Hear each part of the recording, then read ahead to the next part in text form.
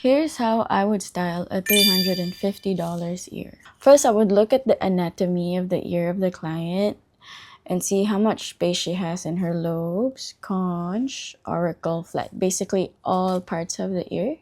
Normally, clients wouldn't know where to start, but they just want a stack. So I would start them off very simple. If a client walks in and she already has, say, a first lobe piercing, then we can just build from there.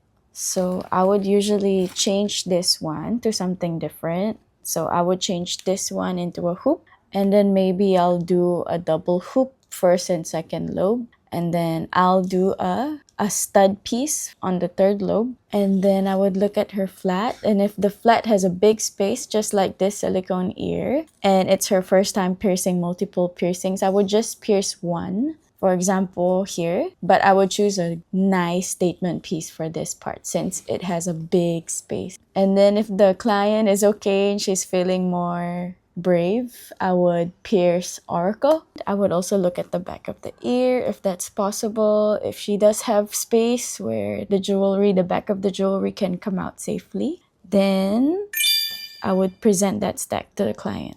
So this is how I would do a $350 ear stack. So we have here a nice piece on the flat that just follows the curve of the ear so it doesn't look so empty. On this side, and she has a auricle here, which is just a basic totem jewelry, which is a nice balance since all of the other jewelry are all studded.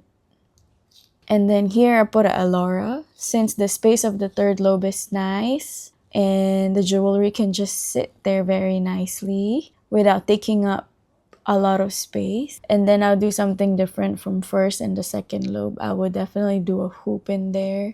And that's how I would build my $350 ear stack.